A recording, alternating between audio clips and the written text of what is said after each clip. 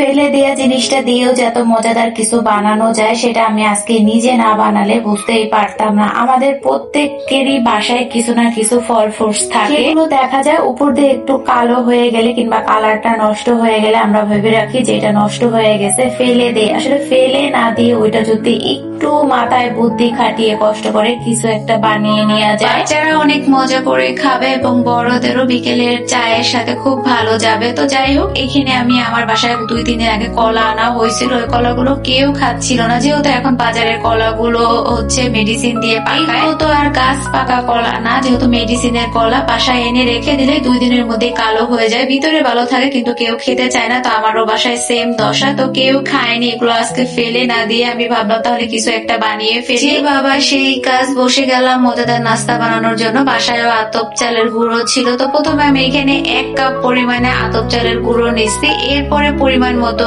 চিনি, স্বাদ মতো লবণ, তারপরে গুঁড়ো দুধ, নারকেল কোরানো, একটা ডিম, তারপরে হচ্ছে নষ্ট হয়ে যাওয়া কলাগুলো এখন ছিলে দেব এর ভিতরে। প্রথমে হচ্ছে চিনির পরিমাণটা একটু কম দিতে হবে, কারণ যেহেতু কলা মিষ্টি, পরবর্তীতে লাগলে আবার দিয়ে দেওয়া যাবে। আর আমি এখানে একটু চালের গুঁড়িও একটু বেশি নিছি, কারণ আমি একটু বেশি পরিমাণে বানাবো, আর কলা অনেকগুলো ছিল। এই নাস্তার আইটেমটা দেখা যায় সুজি দিয়েও বানানো যায়, কিন্তু আমার বাসায় সুজি ছিল না, যার কারণে আতপ চালের গুঁড়িটাই হচ্ছে আমি একটু অল্প আঁচে ভেজে নিছি যাতে একটু সুজি সুজি ভাব হয়। পানিটা অবশ্যই একটু পরে দিবেন, আগে থেকে পানিটা দিলে দেখা যায় কলা আর চিনিটা একদম গলে পাতলা হয়ে যেতে পারে, এই জন্য পানিটা পরে দিলে ভালো হয়। আটাটা মেখে আমি 10 মিনিটের জন্য রেস্টে রেখে দিলাম। এই তো চলে আসছি 10 মিনিট পরে। চুলায় একটা প্যান বসিয়ে দিয়ে এখন পরিমাণ মতো তেল দিয়ে একটু গরম করে নিছি। এরপরে এখন একে একে আমি এই পিঠাগুলো ভেজে নিব। এটাকে অনেকে অনেক নামে ডাকে, কেউ বড়া পিঠা বলে, কেউ তেলের পিঠা বলে, আমি এটাকে বড়া পিঠাই বলি। আমি না, আমরা সবাই। তো যাই হোক, সবগুলো পিঠা আমি উল্টিয়ে পাল্টিয়ে ভালোভাবে ভেজে নিচ্ছিলাম যাতে ভিতরেও সুন্দর মতো হয়, উপরে কালারটাও ঠিক থাকে।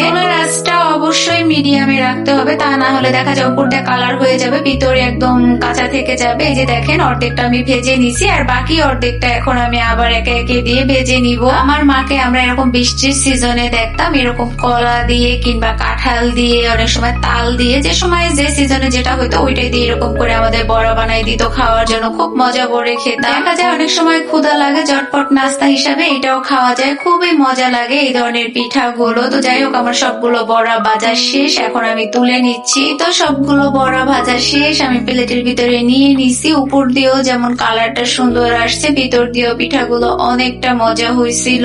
এই তো আমি একটু ভেঙে দেখাচ্ছি আপনাদেরকে। উপরটা ছিল একটু মুচমুচা ভাব, আর ভিতরটা ছিল একদম নরম এবং সিদ্ধ পারফেক্ট ভাবে হয়েছে। এতে অনেকটা মজা হয়েছে, আসলে কিছুই বলার নাই, শুধু খেতে হবে। আর বাহিরে হচ্ছে আজকে এমনিতেই পিড়ি পিড়ি বৃষ্টি, তার ভিতরে এরকম তেলের বড়া, তো কোনো কথাই হবে না। আমার কাছে খুবই ভালো লাগছে। পিঠাগুলো বানানোর পরে আমি কিছু পিঠা সবার সাথে শেয়ার করছি, আর আপনাদের ভাইয়াও খেয়ে বলছে না মাশাআল্লাহ অনেকটা ভালো হয়েছে। এই যে দেখেন বাহিরে কি পরিমাণে জুম বৃষ্টি হচ্ছে, সেই রাত থেকেই বৃষ্টি হচ্ছে, এখন পর্যন্ত হইতে আছে। এই জন্য হাত পা গুটিয়ে বসে না থেকে এরকম বৃষ্টির ভিতরে বাসায় থাকা উপকরণ দিয়ে মজাদার কিছু একটা বানিয়ে সবাই মিলে একসাথে নাস্তা করেন, আড্ডা করেন, সময়গুলো খুব ভালো যাবে। তো আমার ভিডিওটা কেমন লাগলো কমেন্টে জানাবেন। ভালো থাকবেন, আল্লাহ হাফেজ।